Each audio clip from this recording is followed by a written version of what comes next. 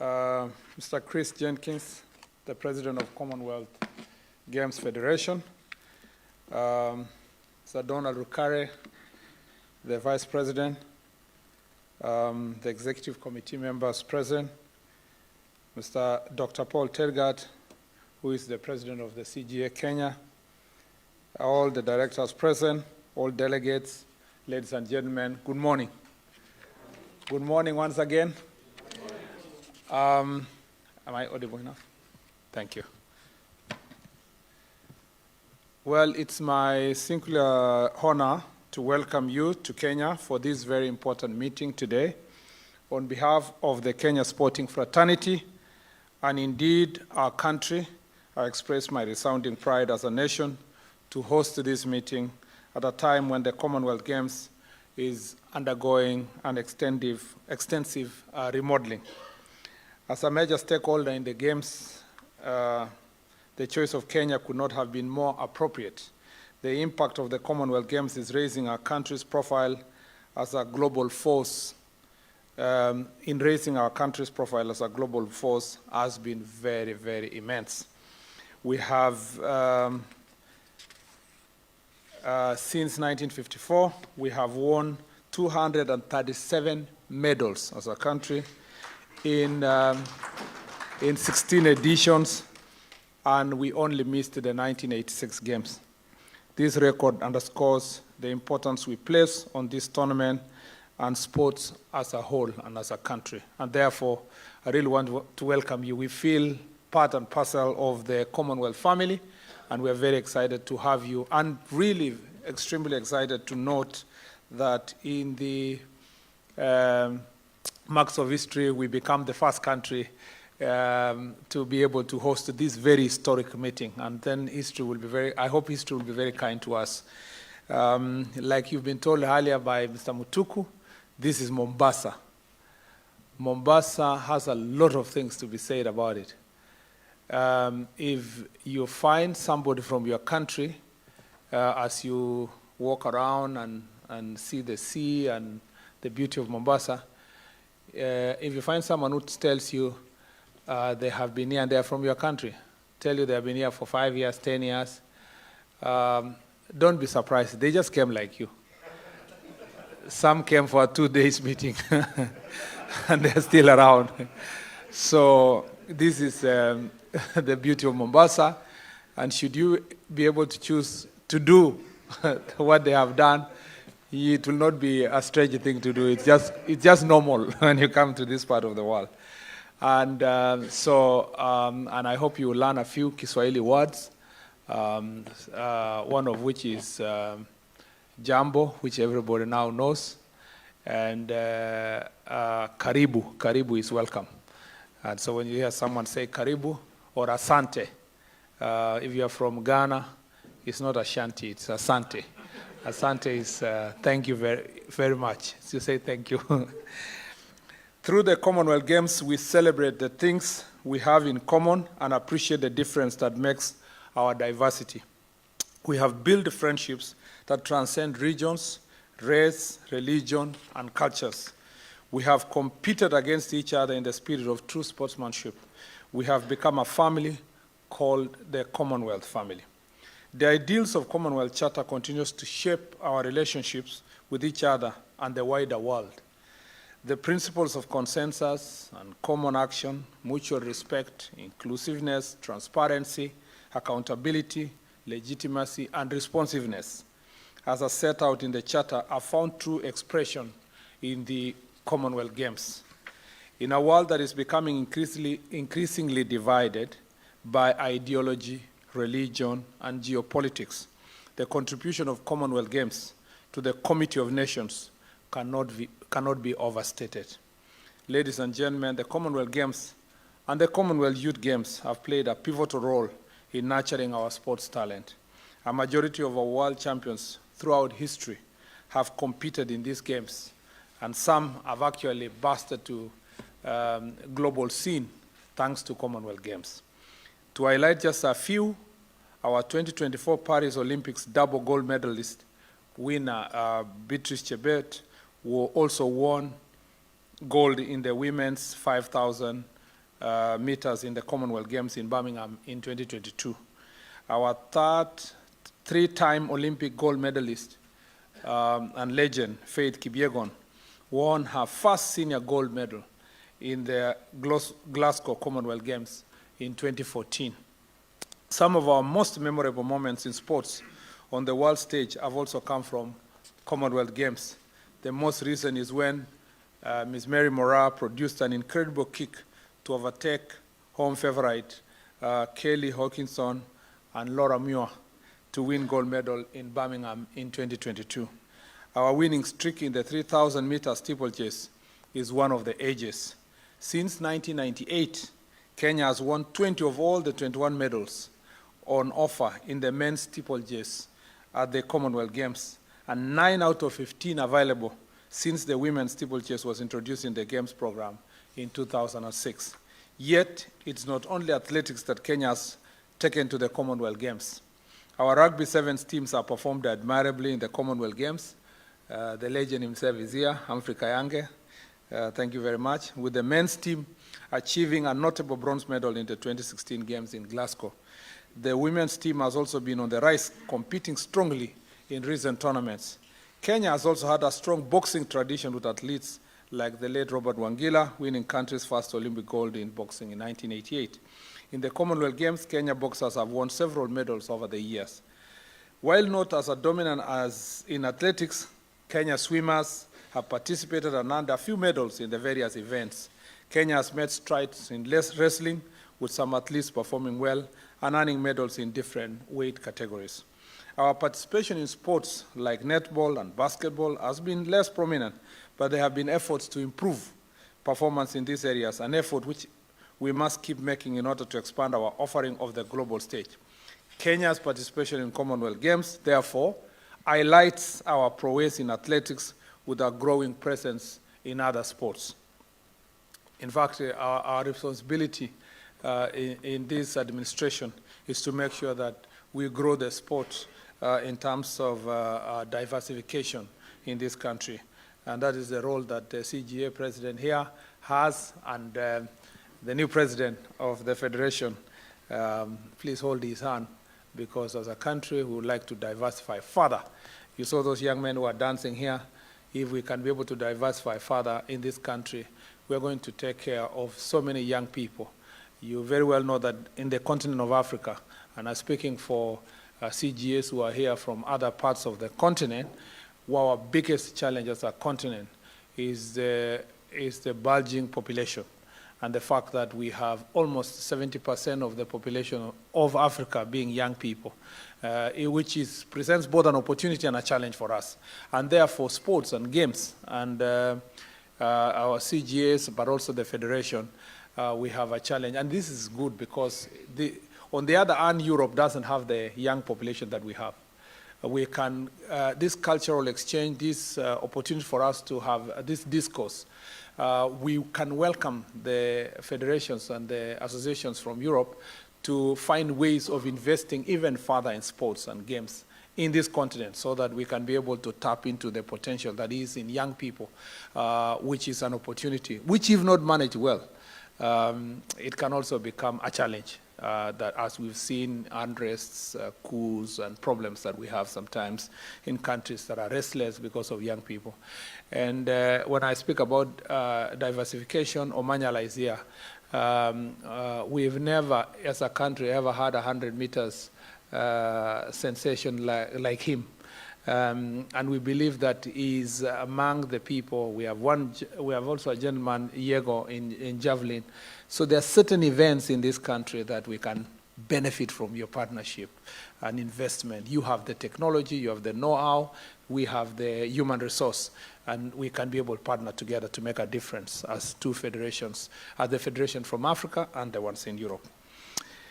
But even with our enviable record in this competition, it's a little bit disheartening that we have never competed before our home crowd, or an African soil for that matter. As the competition clocks 100 years in 2030, we should mark the anniversary with a competition in the African continent. With the scaling down of the size of games, the economic responsibility of hosting the tournament has reduced tremendously. Africa 2030 is therefore not far-fetched. I call upon Commonwealth Games Federation to give it a very serious thought. I told you, Chris, earlier that is one thing we request from you, that as we mark 2030, even this meeting, the resolution of this meeting should actually say that Africa should host 2030. 100 years down the line, we are ready as African countries. We should be ready as African countries. If we hosted the World Cup, we should be ready to host. And when I say so, it's not to go to South Africa.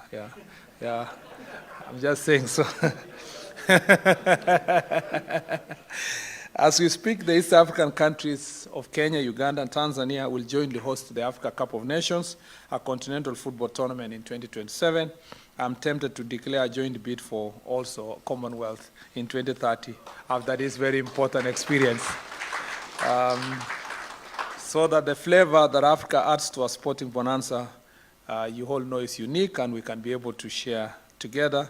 The buzz of vuvuzelas, like in 2010 World Cup in South Africa, still rings in our minds, and therefore we need to enjoy this diversity as Commonwealth Federation. The fact that we need to expand our offering at the Commonwealth Games and other international tournaments cannot be gainsaid. In order to present more disciplines, our federation needs to partner with the private sector. This partnership can entail funding and sponsorship. National federations can seek partnership with private companies. This funding can be used to enhance training facilities, provide better coaching, and support athletes. Businesses can be encouraged to invest in sport as part of the CSR initiatives, fostering community engagement and brand visibility. And this can actually happen and will happen if this partnership between Europe and Africa can be enhanced further. If there's something I really, let me just say this, for emphasis sake, I am not just Cabinet Secretary for Sports. I'm a sports enthusiast. Yeah, I am a fan to start with. I used to cheer Paul many years ago when he was a very lethal man. He still owes us a gold medal in some event I don't want to repeat here. We have had a discussion with him about it. And therefore, I know, especially from the advantage that we get, how Europe has invested in sports. I wish we will have a session in future facilitated by the CGS from Europe for us, even if it is myself and our federation and our federations from this continent, to have a session with your investors in the sports sector in Europe, because you have the technology know-how and you've done this over and over again, produced you know how to turn sports into business. We have immense potential here. And I want to try to emphasize, if you look at a country like Nigeria, I don't know if Nigeria is here, or anybody from Nigeria is here, yes. If you look at a country like Nigeria, with the population they have, the physique, the West Africans, and they can produce more sprinters than the United States because it has a bigger population than US of the,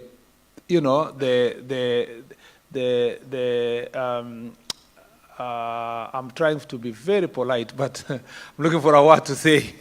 But they can produce great sprinters. And some who have from Nigeria to go to other countries in the world. Just imagine if that investment from other people with technology would be put in Africa. We would have more athletes coming from this continent. Also, greater investment can be put here to diversify. Yeah. So as you go back as federations, as associations from Europe, I want to challenge Chris. If you do organize for us a forum with potential investors in sports sector as Commonwealth, that will be the other additional value besides just organizing events that you can help African countries to market themselves and attract investments that they can come here and invest. Côte d'Ivoire, for example, we know the story of how Drogba and the team became that very successful team in Cote d'Ivoire. It's because there was an investor who put a very good academy for sports. And so this is the things that I really want to insist that we can partner together. In Kenya, we have our Kenya Academy of Sports, a very young association, and we think that we can benefit more by partnering with Commonwealth Federation and also associations in Europe. We also think about talent development, if we can cooperate in talent development. We can also cooperate in the areas of coaching and expertise exchange. Workshops and clinics led by expert coaches from different federations to share techniques and training methodologies will go a long way. It's also critical to set up a mentorship opportunities where experienced athletes will guide younger or less experienced athletes in order to foster a culture of excellence. We also think about marketing and promotion. If we can do joint marketing to raise awareness about various sports disciplines and attract more participants, it will be really great for us. In fact, one of the reasons why I insist, Mr. President, that you should think about Africa is because as soon as an African country hosts these very important games, we will be, as a matter of necessity, be forced to expand the disciplines that we are going to participate in, and therefore grow new areas of sports for the continent, so that we don't only depend on sprinting, running, and athletics. And also in the area, we can partner in the area of research and development. There is need to partner with academic institutions or private firms to conduct research on athlete performance and develop data-driven training program. Joint initiatives with sports science organizations to improve athlete health, nutrition, and psychological preparation are also key in achieving more representation in the discipline. I have been a proponent since I came to office of universities participating in sports far more. Again, this is the tradition in the countries of Europe, which is not being seen well here in Africa. I don't want to speak for other African countries, but I can almost speak for you because I have a fairly good experience. Other than South Africa and a few other countries that have fairly university teams and active university teams, most of us, including our country, do not produce sportsmen and women from colleges and universities. Yet in Europe and the US, most of your sportsmen and women come from colleges and universities. There's a missing link. Yet we all know that education institutions are the best place to find young people if we are really pushing for universal education for everybody. I want to request that, Mr. President, again, sorry to load you with all this, that this meeting and future engagements should foster ways of pairing together universities and colleges in Europe and the ones in Africa to see ways of encouraging this research and development and partnerships that are going to help our young people to have necessary knowledge and education in this sector. Again, this will be additional value, and I'm very glad that you are new in your tenure. I'm giving you tips on how to expand your legacy in this area. I have another two other things to say, and then I'll end there. Don't start saying that this man is talking forever. On policy advocacy and support, the Federation can also collaborate in advocating for governmental and institutional support for sports at all levels, ensuring sustainability of funding and resources. And in Kenya, we have a very good partnership with the association, the Commonwealth Association, and other federations of other disciplines and sports. And this is extremely important.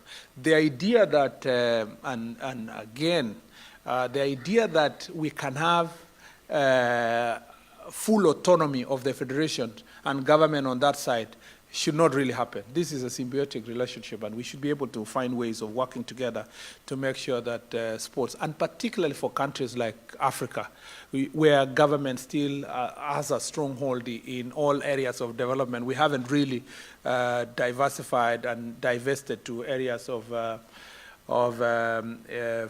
private sector as such. It's important that this partnership is expanded. As I conclude, let me commend the leadership of the Commonwealth Games Federation and the associations for continuing to successfully stage the competition even during difficult economic times. As the Minister of Sports in Kenya, I am giving you my assurance that Kenya is committed to the Commonwealth Games, and our commitment is unwavering. We are ready to unleash our best sportsmen and women for Glasgow 2026. Once again, welcome to Kenya. Enjoy the great hospitality of this country has to offer, the magical beauty and the serenity of the coastal region. Above all, I wish you a very, very, very productive meeting. Asanteni sana, and God bless you.